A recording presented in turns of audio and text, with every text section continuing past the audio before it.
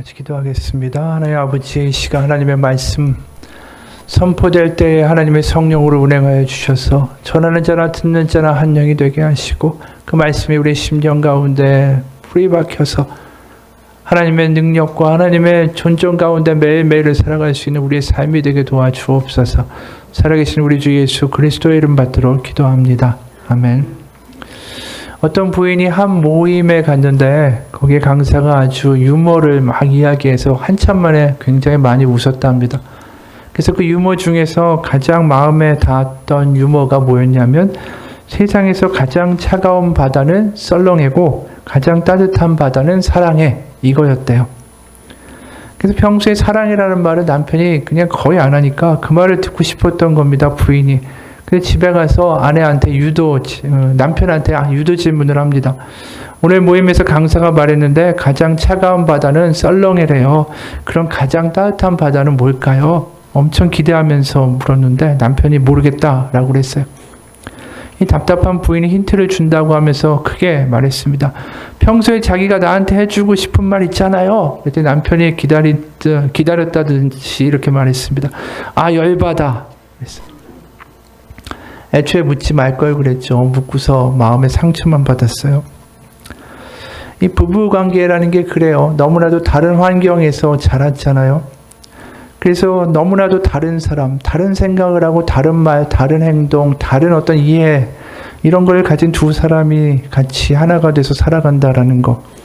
그러다 보니까 당연히 오해도 있고 다툼도 일어나고 그게 정상인 거죠. 그런 모습을 잘 그리는 이야기 하나가 있습니다. 하나 소개할 텐데 숲속에 살던 장기가 까투리를 만났대요. 둘이 이내 사랑에 빠졌습니다. 그래서 이 까투리하고 장기가 결국 숲속의 어른인 올빼미를 찾아갔습니다.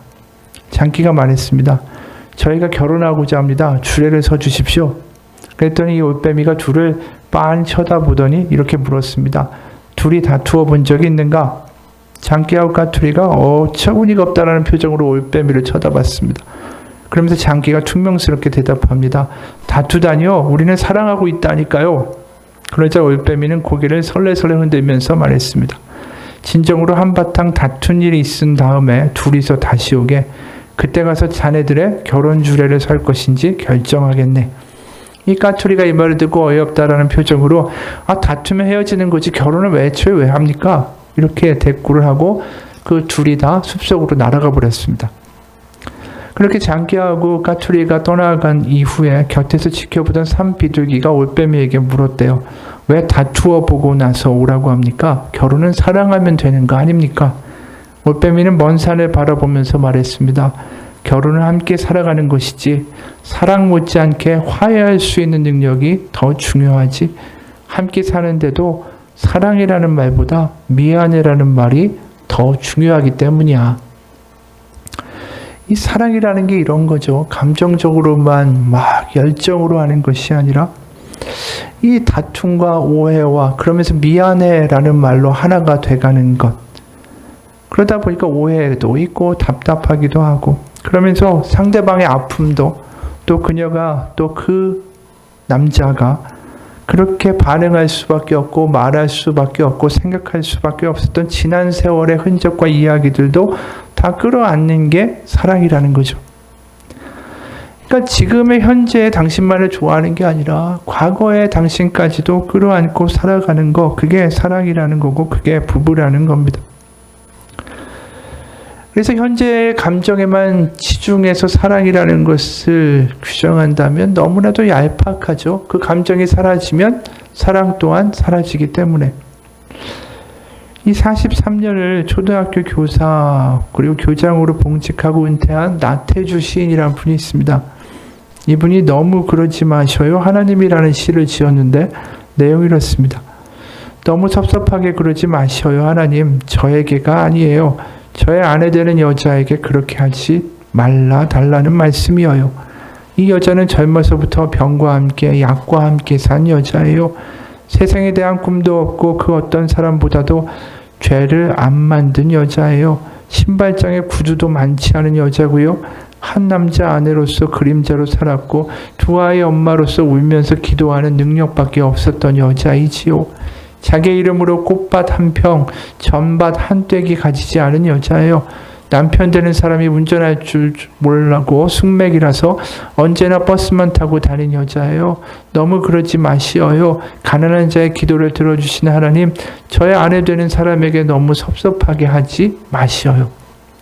그러자 이 시를 받아둔 이 나태주 시인이란 분의 아내 김성희 권사가 너무 고마워요라는 답시를 썼어요.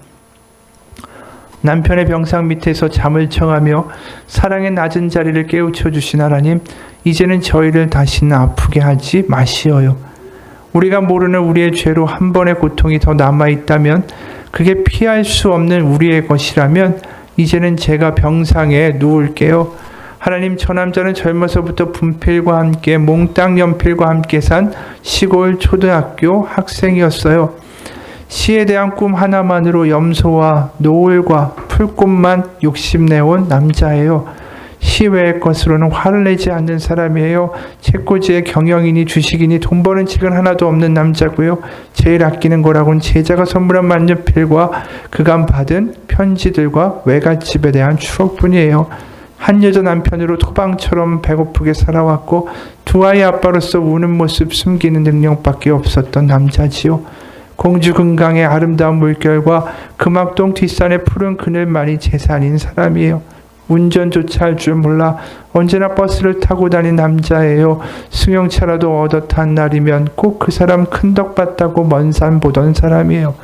하나님, 저의 남편 나태주 시인에게 너무 섭섭하게 그러지 마시어요. 좀만 시간을 더 주시면 아름다운 시로 당신의 사랑을 꼭 갚을 사람이에요. 부부가 정말 닮았죠. 정말 이 세월이 빚어낸 부부의 모습이 아닌가 싶어요. 사랑에는 이런 시간이 필요하고요. 세월이 필요하고 또 인내가 필요하고 긍휼이 필요하죠. 그러면서 서로가 닮아가는 겁니다. 그러면서 나의 이야기를 쓰고 또 상대방은 자기의 이야기를 썼다면 이제 결혼해서 점점 살아가면서 우리의 이야기를 써내려 가는 거죠. 그러면서 노부부가 살아가고 닮아가는 것만큼 보기에 아름다운 것이 없습니다. 서두에 이런 노부부의 이야기를 길게 하는 이유는 우리가 이 오랜 부부의 사랑처럼 하나님과의 관계에 있어서도 그런 것이 있다라는 거예요. 우리가 하나님을 믿고 나서 열정적으로 하나님 정말 살아계시구나 이런 감정과 기쁨 가운데 살죠. 하지만 그 이후에는 오해도 있고요. 이 부부가 처음 만나서 싸우는 것처럼 하나님께 삐지기도 하고요. 그러면서 세월이라는 시간을 통해서 하나님과 내가 서로 붙어지고 친밀해지고, 그래서 하나님과 나의 우리의 이야기를 써내려가는 시간이 있게 된다라는 거예요. 실제로 성경은 하나님과 이스라엘 백성, 또 교회와 예수님의 관계를 신랑과 신부, 그래서 부부라는 관계로 이야기합니다. 창세기에도 보게 되면 아담이 처음에 만들어지고 아담이 홀로 있는 것이 좋지 않아. 그래서 하와를 만들어서 부부를 만들어 주시죠. 그러니까 우리의 인간관계의 처음이 부부였고 그 부부의 관계가 굉장히 본질적인 하나님과의 어떤 창조의 문제하고도 관련이 있는 것이고, 하나님과의 우리의 관계가 그 부부의 관계라는 그 모티브를 그대로 반영할 수밖에 없다라는 반증도 되는 거죠. 우리가 하나님을 닮아가고 하나님을 알아가고 하나님이 어떤 분인지 내가 생각했던 어떤 상상의 그런 분과는 다르다라는 것을 알아가는데 그게 하루아침에 이미 이야기한 것처럼 이루어지지는 않습니다. 왜냐하면 이미 나의 이야기가 너무나도 많기 때문에 그래요. 내가 50년을 살았다 그러면 마치 실타래처럼 50년 동안 뭉쳐져 있는 실타래를 어떻게 한꺼번에 풀겠어요? 그걸 풀어서 하나님이 이렇게 이야기하면 그게 오해되지 않고 그게 그거군요. 가라고 이야기하면 가군요. 나라고 가면 나군요 라고 알아들을 수 있게 되기까지 시간이 필요한 거예요. 그러다 보니까 하나님이 맨 처음에는 내가 기도하는 걸 다 들어주시는 것 같고 뭔가 살아있는 하나님이신 걸 보여주는 것 같은데 갑자기 어느 날 하나님이 아무 응답이 없으신 하나님처럼 느껴질 때가 있어요. 마치 남편과 아내가 말을 안 하면 서로 답답하듯이 하나님이 뭔가 응답을 안 하시고 대답을 안 하세요. 내가 살아계신 하나님이라는 걸 알겠는데 참 기도도 잘 들어주시고 그동안 응답도 잘 해주셨는데 갑자기 하나님이 아무 답이 없으세요. 내 생각에는 이게 잘 되면 내가 헌금도 많이 하고 또 나도 잘 되고 서로 하나님도 좋고 나도 좋고 윈윈인 것 같고 하나님 그러시면 응답하셔야 될 텐데 응답도 없고 이 문제가 해결돼야 될 것 같은데 하나님 응답이 없고 뭔가 이제 돼야 되는데 하나님이 계속 뭔가의 길을 막으시는 것 같이 그렇게 느껴질 때가 신앙생활에 오게 된다라는 거예요. 마치 부부싸움이 일어난 것처럼 뭔가 하나님의 응답이 없으세요.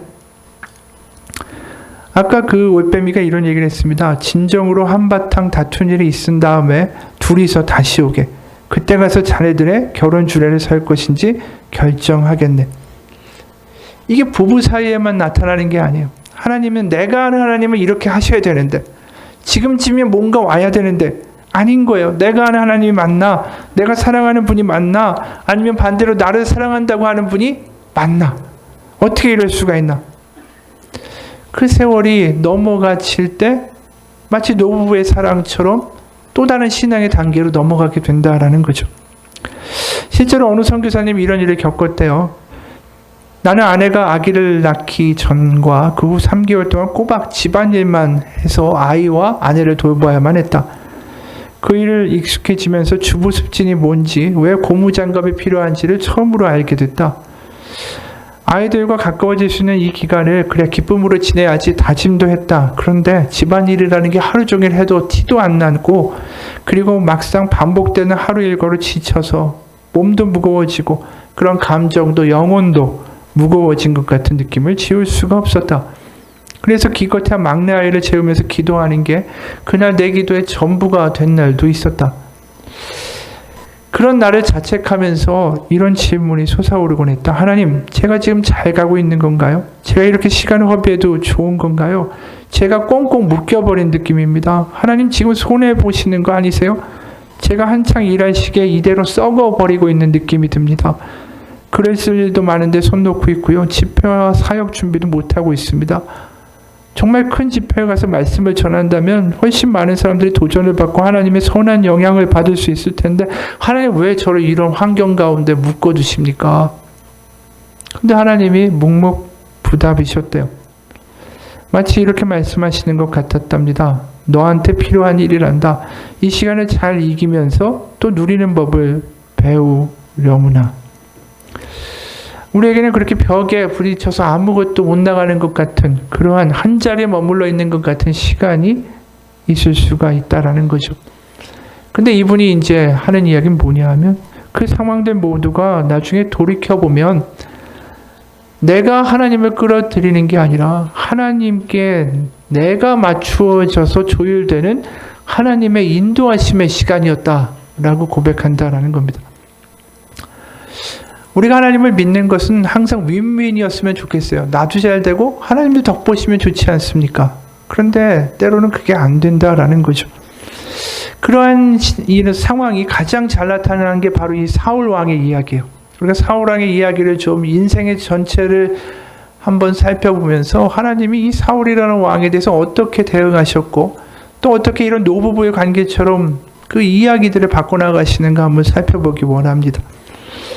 이 사무엘의 오늘 본문 이전에 바로 어떤 명령이 있었냐면 아말렉 족속이라는 그런 민족이 있어요. 그런데 이들이 그 지난날에 아주 심한 죄를 지었죠. 그래서 그것도 수백 년 전이에요. 근데 그 죄로 말미암아 이 아말렉 족속과 그의 소유물들을 다 진멸하라, 다 없애라고 말씀하셨어요. 근데 이 왕이 된 사울이 그 말씀을 그대로 따르지 않죠. 그게 9절입니다. 사울과 백성이 아각과 그의 양과 소의 가장 좋은 것 또는 기름진 것과 어린 양과 모든 좋은 것을 남기고 진멸하기를 즐겨 아니하고 가치 없고 하찮은 것은 진멸하니라. 그러니까 괜찮은 소와 양은 빼놓고 별 볼 일 없는 것만 죽인 거예요. 그러니까 이제 선지자이고 사사였던 사무엘이 사울 왕에게 와서 왜 하나님의 말씀을 따르지 않습니까? 왜 따르지 않았습니까? 그러니까 13절에 이렇게 나오죠. 사무엘이 사울에게 이른즉 사울이 그에게 이르되 원하건대 당신은 여호와께 복을 받으소서. 내가 여호와의 명령을 행하였나이다. 그가 실제로는 행한 게 아니죠. 다 죽이라고 했는데 빼돌렸잖아요. 그리고 뻔뻔스럽게 대답을 해요. 14절에 사무엘이 이렇게 이야기하죠. 그러면 내 귀에 들려오는 이 양의 소리와 내게 들리는 소의 울음소리는 어찌 된 겁니까? 그러니까 사울이 그것은 무리가 아말렉 사람에서 끌어온 것인데 백성이 당신의 하나님 여호와께 제사하려 하여 양들과 소들 중에서 가장 좋은 것을 남기며 그 외의 것을 우리가 진멸하였나이다. 이런 식으로 이제 이야기를 하죠. 하나님께 바칠 거라 남긴 거라고. 그러니까 20절에 보면 이런 말이 더 나옵니다. 사울이 사무엘에게 이르되 나는 실로 여호와의 목소리를 청종하여 여호와께서 보내신 길로 가서 아말렉 왕 아각을 끌어왔고 아말렉 사람을 진멸하였으나 21절에 다만 백성이 그 마땅히 멸할 것 중에서 가장 좋은 곳으로 길갈에서 당신의 하나님 여호와께 제사하려고 왕과 소를 끌어왔다. 그러니까 한마디로 하나님께도 득이 되고 바로 자신에게도 득이 되는 그런 윈윈의 가장 좋은 선택을 한 것이다라는 거예요. 그래서 12절에 이 이야기도 나와요. 사무엘이 사울을 만나려고 아침에 일찍 일어났더니 어떤 사람이 사무엘에게 말하여 이르되 사울이 갈멜에 이르러 자기를 위하여 기념비를 세우고 발길을 돌려 길갈로 내려갔다 하는지라. 그래서 이 전체를 요약하면 뭐냐면 이 전쟁을 통해서 사울은 뭘 얻었냐 하면 자신의 승리를 사람들에게 알려줬죠. 그래서 자신을 위한 자신의 승리를 기억하는 기념비를 세웠다라고 그래요. 그리고 그 중에서 괜찮은 건 또 남겼다가 또 하나님께 드리니까 하나님도 폼나고 좀 거대하고 아주 웅장한 제사를 드릴 수 있으니까 이게 다 좋은 윈윈의 시츄에이션이 아니냐. 그거라는 거죠. 근데 사실은 하나님은 그 사람의 이 말의 뒤에 뭐가 있는지를 분명히 알고 계세요. 결국 이제 사무엘이 이 추궁을 하니까 왜 이렇게 했는지에 대한 근본적인 이유를 결국은 사울이 이야기해요. 왜냐하면 왕에서 이제 하나님이 버리실 거다라는 무서운 경고를 하니까 속마음을 털어놓습니다. 24절에 보면 사울이 사무엘에게 이르되 내가 범죄하였나이다. 내가 여호와의 명령과 당신의 말씀을 어긴 것은, 여기 진짜 이유가 나오죠. 내가 백성을 두려워하여 그들의 말을 청종하였다. 그러니까 백성이 두려워서 이 일을 했다라는 거예요. 그러니까 백성들에게 인기를 얻고 싶어서 이 일을 했다라고 이야기합니다. 그럼 굉장히 사람들의 평판을 두려워하는 사람이었어요. 그러다 보니까 이 전쟁에서 승전비를 세우는 일까지도 벌이게 되는 거죠. 이 사람이 하루아침에 이런 게 아니에요. 우리가 그 이전에 보게 되면 이 사울이라는 사람은 굉장히 남을 의식하는 사람이다라는 것을 알게 돼요. 이 9장을 보게 되면 9장이 처음에 사울이 왕으로 뽑히는 장면이 나오는데 그 장면이 9장 20절에 세 번역으로 보면 이렇게 기록되고 있습니다.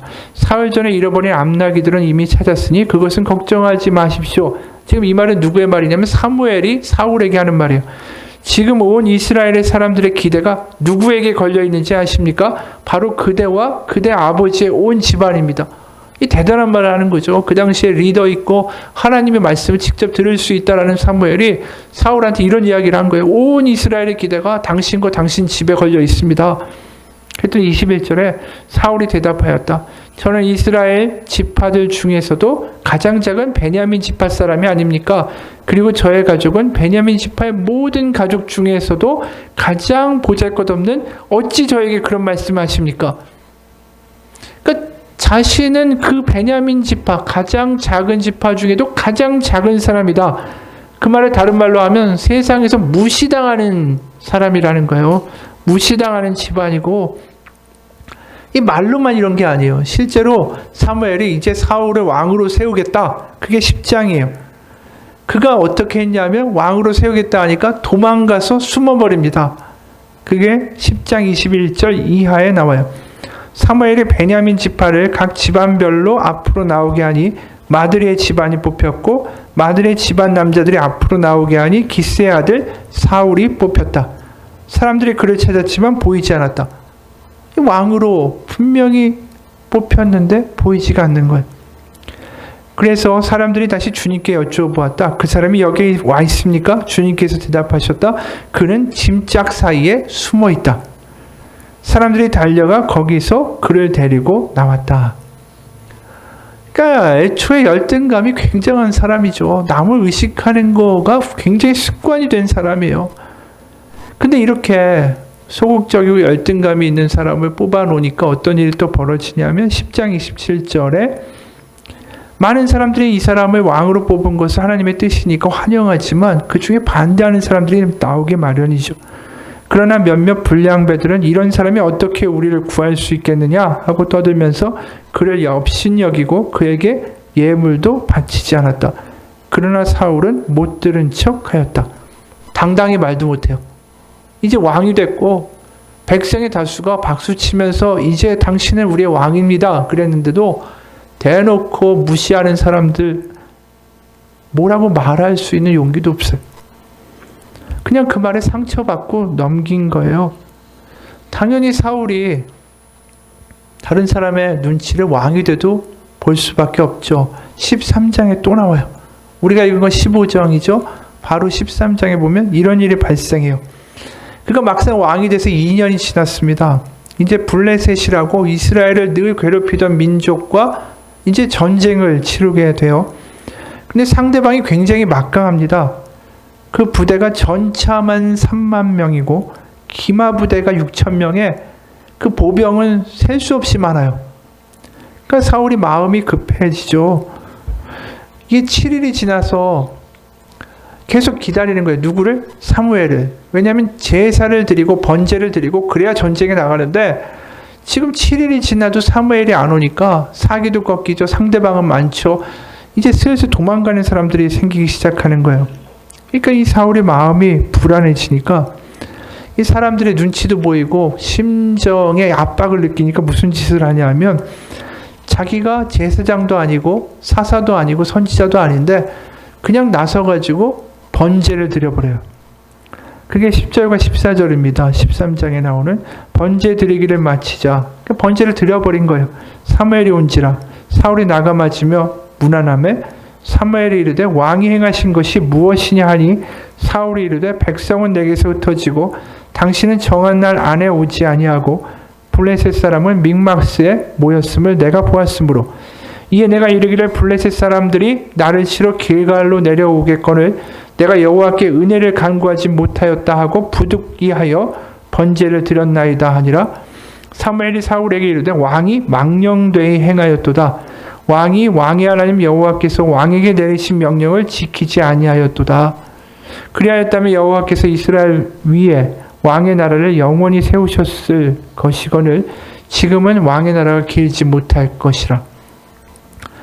왜 이런 일이 발생했어요? 왜냐하면 사람들의 눈을 의식하니까. 사람들이 자기만 바라보면 거기에 대한 부담감을 느끼는 거예요. 남을 의식하는 거예요.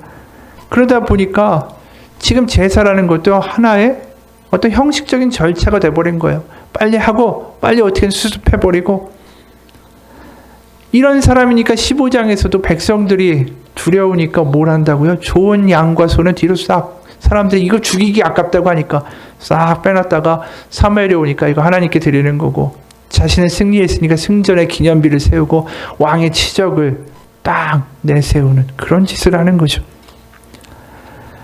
그런데 이미 우리가 읽은 15장의 그 앞부분에 보게 되면 하나님이 이런 열등감, 남 눈치를 너무 많이 보는 사울에 대하여 이런 이야기까지 하면서 아말렉의 전쟁에 내보내셨어요. 15장 1절을 보게 되면 사무엘이 사울에게 이르되 이 하나님의 말씀이죠. 여호와께서 나를 보내어 왕에게 기름을 부어 그의 백성 이스라엘 위에 왕으로 삼으셨은즉 이제 왕은 여호와의 말씀을 들으소서. 이게 뭐예요? 하나님이 당신을 기름 부어서 선택하셨습니다. 두려워하지 마십시오. 담대하게 하나님 여호와의 말씀을 따라서 싸우십시오. 그렇게까지 확증하고 이야기를 했는데도 불구하고 여전히 사람들의 눈치를 봤다라는 거예요. 여기서 우리가 한번 이런 생각도 해볼 수 있어요. 사울도 할 말이 있지 않을까? 뭐 이런 말이죠. 하나님, 저를 왕으로 세우셨으면 좀 팍팍 밀어주시면 안 됩니까? 권능도 주시고 왕의 체면도 세워주시고 좀 제가 원하는 대로 하나님 협조해 주시면 안 됩니까? 그렇게 기도하거나 마음먹을 수 있죠. 얼마든지 사울의 입장에서. 그래서 그가 원하는 방식으로 하나님이 좀 응답도 해주시고 또 자기가 뭘 해도 그래 괜찮아 내가 너와 함께해 내가 널 도와줄 거야 이렇게 하시면 좀 자기의 뜻대로 좀 수월하게 풀릴 텐데 근데 그렇게 안 되는 거예요. 결국 다시 말하면 사울은 계속해서 자기 방식으로 이야기를 쓰려고 해요. 자신의 각본이 있어요. 이렇게 해야지. 그러면서 하나님은 그 각본을 도와주는 사람처럼 이야기가 되고 있다는 거예요. 그러다 보니까 자기가 이미 다 일을 처리해버리잖아요. 제사도 딱 드리고 이제 하나님은 나타나셔서 돕기만 하면 되고, 자기가 하나님이 이렇게 다 죽이라고 했지만 소와 양은 빼드렸다가 사람들 보기 좋게 해서 거다른 제사 드리고 하나님 섬기는 모습 보여주면 또 그게 서로 좋고, 자기의 각본대로 다 움직이면서 하나님은 나중에 자기가 드리는 것을 받으시기만 하면 된다, 이런 식으로 행동하고 있다라는 거예요. 그런데 그 이야기의 본질의 뒤에 뭐가 있냐면 열등감이 있다라는 거예요. 그 사람의 이야기의 모든 기저에 뭐가 있냐면 열등감이에요. 남을 의식하는 거. 근데 하나님한테 뭘 바라냐면 자신의 이야기가 이루어지기를 기대하는 거예요. 내 이야기를 이루어주는 하나님이 되십시오라고 하나님을 요구하고 바라는 거죠. 근데 그 이야기가 이루어지면 뭘 이루어주는 겁니까? 결국 그의 열등감을 만족시켜주는 하나님에 지나지 않게 돼요. 근데 하나님이 정말로 하나님이시라면 그의 문제를 모르실까? 아시죠? 그가 가지고 있는 열등감의 이야기, 그것을 덮기 위해서 어떻게든 사람들의 비유를 맞추고 근사하게 보이고 성공하려는 그 이야기에 결국 결말은 파국이라는 거 하나님이 알고 계세요. 실제로 우리가 사울 왕의 이야기를 끝까지 가다 보면 어떻게 되냐 하면, 결국 사울이 다윗이라는 대단한 스타가 나타나잖아요. 나중에 골리앗을 죽이고, 그러니까 수많은 백성들이 와, 다윗은 10,000명을 죽일 수 있고 사울은 1,000명을 죽일 수 있어, 막 이런 노래를 부르고 그렇게 찬양을 해댑니다. 그러면 이렇게 남 의식하고 열등감에 쩔어 있는 사울이 어떻게 반응하겠어요? 하루 종일 다윗 죽일 생각만 하는 거예요. 쟤를 어떻게 하나? 아침에 일어나도 다윗 생각, 밤에 잘 때도 다윗 생각. 그러면서 어떻게든 쟤를 어떻게 물리치고 내가 다시 그 인기를 끌고 와야 되겠는데, 자신의 페이스로 이야기를 끌어가려고 하다 보니까 다윗을 죽일 수밖에 없고, 그렇게 얘기하면서 뜻대로 안 되니까 어떻게 되냐면 슬슬 미쳐가기 시작해요, 사울이. 결국 열등감으로 시작된 자기의 이야기, 자신이 성공해야 되겠다는 이야기에 결국에 파국이 온다라는 거죠. 하나님은 그 사울의 이야기의 결말을 미리 알고 계세요. 그렇기 때문에 결국은 뭘 원하시냐 하면, 너의 이야기를 써내려가는 게 아니라 나의 이야기를 쓸 텐데 이제 나의 이야기에 너가 협조하여 우리가 우리의 이야기를 써내려 가자라고 말씀하시는 거예요. 그러니까 사울이 왕이 된다면 굉장히 어려운 요구들을 하시는 거잖아요. 몇백 년 전에 있었던 죄를 가지고 아말렉을 다 죽이라. 이 부담되죠. 왜냐하면 분명히 전쟁을 하면 노획물이 있고, 그 노획물들을 전쟁에 참여한 사람들에게 나누어 주는 게 일반적인 상식이고, 또 그것이 왕이 그렇게 하면서 인기를 얻고 추앙을 받는 건데 그렇게 하지 말라고 하시고, 빨리 전쟁해야 되겠는데 사무엘을 7일이나 질질 끌게 하시고, 뭔가 하나님이 협조를 안 해주시는 거예요. 왜냐하면 그 사울의 이야기가 원하는 대로 될 때에 그 사울이 얼마나 엉망이 될까를 하나님이 아시기 때문이죠. 그렇기 때문에 오늘 사무엘이 사울에게 나가서 이런 이야기를 합니다. 뭐라고 이야기하냐면 22절, 23절이에요.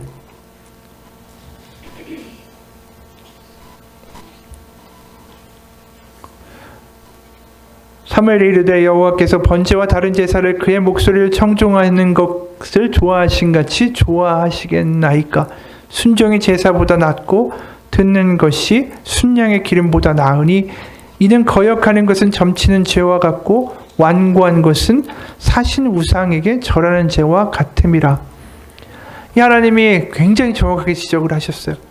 이 순종이라는 것이 네가 내 말을 따라, 그냥 일반적인 강요와 명령이 아니라 네가 너의 이야기를 따라가면 망해.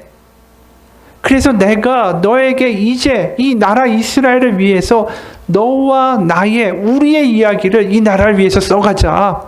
그러기 위해서 내 말을 들어달라고 하나님이 이야기하시는 거예요. 이를 거역하는 것은 뭐라고 합니까? 점치는 죄와 같고 완고한 것은 우상에게 절하는 죄와 같다. 결국 이 말을 거역한 사울이 한 게 뭐예요? 남의 눈치, 사람들의 눈치 보고 열등감, 사람들의 말에 좌지우지되는 사람이 됐죠. 우상이 누구예요? 하나님이 아니라 바로 다른 사람들이 우상이 된 거예요. 그러니까 하나님의 말을 따르지 않는다는 얘기는 다른 병이 있는 거예요. 뭔가를 의식하고 있기 때문에 하나님 살아계신 거 알면서도 그쪽으로 못 가는 거예요. 사울이 분명히 하나님의 살아계심을 알고 있음에도 불구하고 사람들의 눈빛에 노예가 되고 남의 말에 좌지우지되는 사람으로 살아가는 그 불쌍한 것, 그것을 이기는 길은 하나님의 말씀을 결론으로 삼고 살아가는 거예요. 용기가 필요하다는 얘기예요. 내가 살아온 수십 년의 이야기가 있어요. 사울에게는 남 이렇게 얘기할 때는 이렇게 해야 되고 도망가야 되고 뭐 해야 되고 근사하게 뭐 해야 되는 자신의 각본과 이야기가 자신의 수많은 수십 년의 세월을 지켜온 법이고 그렇게 살아야만 되는 줄로 알고 살아온 거예요. 그게 자기를 얼마나 힘들게 하는 줄 사울 자체는 모르죠. 그냥 그게 자기의 습관이 되고 그게 내가 됐으니까. 근데 하나님은 그렇게 살지 않아도 된다라고 할 때 그걸 몇십 년에 걸쳐서 만들어진 나의 이야기와 나의 법을 다 갖다 버리고 하나님 말씀의 결론으로 삼고 그 이야기 가운데 뛰어드는 거, 그거 모험이 필요한 거고 용기가 필요한 거죠. 그런데 그게 결국은 나를 위한 하나님의 인도하심이에요. 그래서 때로는 하나님이 내가 기도할 때 응답 안 하시잖아요. 그건 내 이야기가 잘못돼서 그래.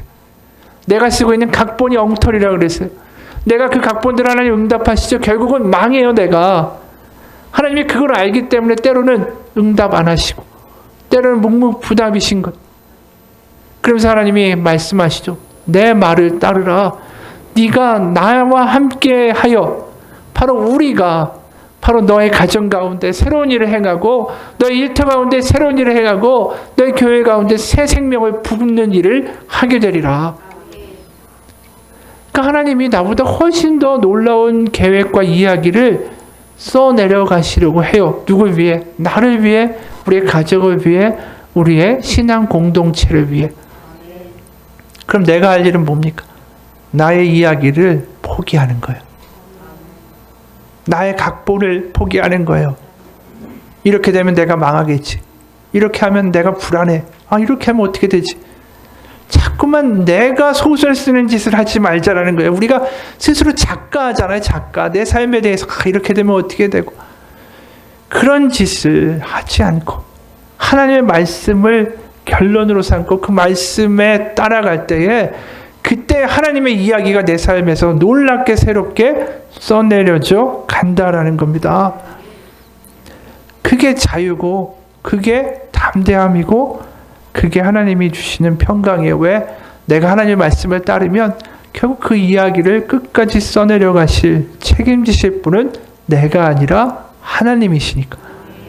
거기서 자유와 담대함이 오는 거예요. 내가 내 이야기를 써내려가면 항상 불안해요. 사울이 얼마나 불안해요. 왕이잖아요. 하나님이 기름 부어 세우셨잖아요. 내가 이스라엘을, 이 나라를 향한 일을 너와 함께 하리라. 이제 우리의 이야기를 이 나라를 위해 써내려가자. 그렇게 하나님이 그를 기름 부으셨는데 그가 계속해서 자기의 이야기만을 고집하니까 얼마나 눈치 보이고 불안하고 걱정돼요. 그러다 보니까 미치는 거죠. 자기가 주인공이 돼서 이야기를 써내려가려고 애를 쓰고 무리를 하니까. 결국 하나님은 우리 가운데 때로는 응답하지 않으심으로 응답하세요. 지금 코로나라는 어려운 시기를 지나가고 있죠. 갑자기 어려움이 닥치고 내 뜻대로 내 생각대로 내 계획대로 안 되는 일들이 벌어지기도 해요. 이때가 바로 내 이야기를 포기하고 하나님의 이야기가 시작될 때입니다. 그 이야기는 내가 생각한 것보다 훨씬 더 큰 하나님의 이야기예요. 우리가 내일도 모르는데 무슨 각본을 쓰고 소설을 쓰겠어요? 한 달 일 몰라요. 아무도 모릅니다. 내가 어떻게 나의 이야기를 작가처럼 자신 있게 쓰면서 하나님 이렇게 해주십시오. 이렇게 돼야 됩니다. 그렇게 이야기할 수가 있겠어요? 그렇기 때문에 때로는 우리 가운데 답답함과 고통과 때로는 응답 없음 가운데 하나님이 일하고 계심을 믿어야 됩니다. 하나님의 이야기 가운데 드디어 내가 내 이야기를 버리고 나를 던질 수 있는 시간이 되기를 주님의 이름으로 축원합니다. 누군가 이런 이야기를 했어요. 나는 12번째 생일에 캐시라는 이름의 큰 개를 선물 받았다. 사모예드라는 썰매용 개로 흰 털이 북슬북슬했다. 동물보호소에서 처음 데려왔을 때 캐시는 이미 다 자란 상태였다. 그런데 캐시는 과거에 받은 상처 때문에 사람들을 무서워했다. 캐시의 발바닥에 작은 나무가지가 박혔을 때가 기억난다. 보통 다친 동물들은 자신의 상처 부위를 만지는 사람들을 좋아하지 않는다. 캐시와 나는 매우 끈끈한 사이였다.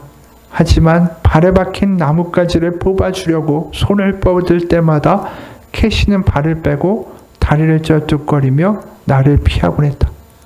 결국 나는 캐시를 돕기 위해 그 녀석을 꼼짝 못하게 붙잡아야 했다. 하나님께서도 당신을 꼼짝 못하게 붙잡고 계시다고 느낄 때 그분이 당신을 돕기 원한다라는 사실을 알아야 한다. 다친 동물은 아무리 우리가 도와주려고 애를 써도 자신에게 다가오는 상대가 상처를 더 아프게 할 것이라는 이야기로 사로잡혀서 본능적으로 의심하고 회피한다. 그런데 우리도 하나님에 대해 그런 식으로 대응하는 잘못된 본능을 가지고 있다. 우리 하나님께서 우리에게 가시를 주시고 우리를 버리셨다라고 두려워한다. 혹은 하나님이 우리를 고통당하는 것을 보고 싶어 하신다라고 생각하기도 한다. 그러나 성경은 하나님이 고통당하는 자들을 긍휼히 여기시는 분이며 세상에 단 하나뿐인 유일한 위로의 원천이시라고 말한다. 그렇죠. 하나님이 우리 가운데 선한 일을 하려고 하시는데 이 강아지는 뭐예요? 자신의 이야기에 따르면 저 사람이 와서 이걸 뽑아가지고 날 되게 아프게 할 거예요. 더 아프게 할 거예요.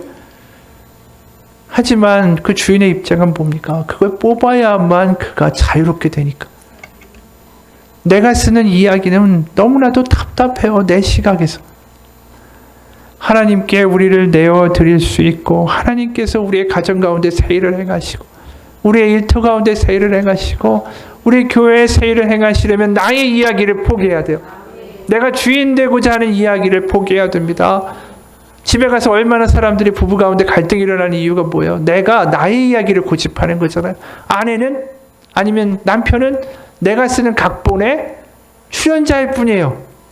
내가 만드는 행복이라는 소설이 있어요.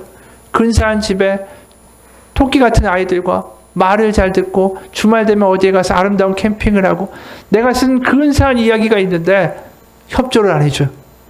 남편은 주말 되면 자야 된다고 하고 아이들은 소리나 지르고 내가 입으라고 하면 그 이쁜 옷 사줬는데 입지도 않고 그러면서 화내고 짜증내고 내 각본이 이루어져야 된다고 내 이야기가 이루어져야 된다고 그렇게 고집할 때 그 가족이 행복할까? 행복하지 않아요.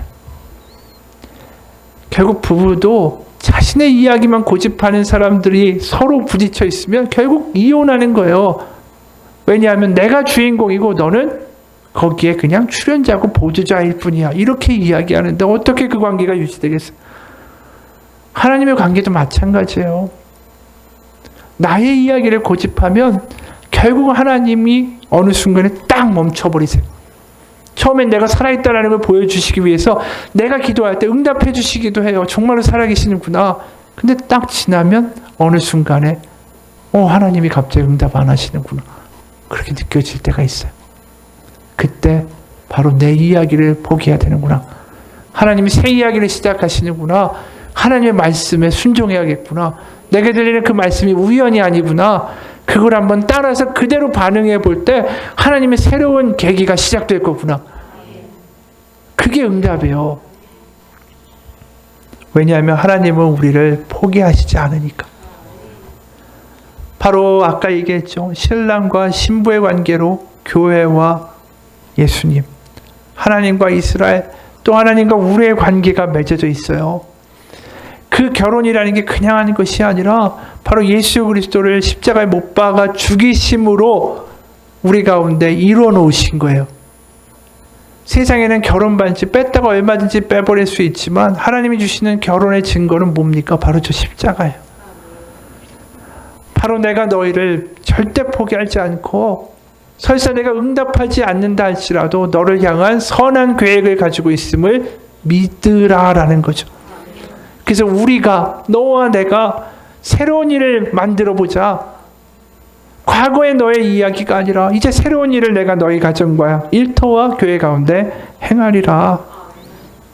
그게 하나님의 사랑이라는 거예요. 단순히 내가 원하는 것을 이루어주는 것이 아니라, 내가 원하는 때에 원하는 것을 주는 하나님이 아니라, 나를 위하여 가장 좋은 이야기를 예비하신 분, 그분이 하나님이고 그게 하나님의 사랑이에요. 오늘 우리가 살아갈 때에 이 어려운 시기를 살아가죠. 하나님 왜 이렇게 안 됩니까? 왜 이렇게 답답합니까? 왜 내가 원하는 대로 되지 않습니까?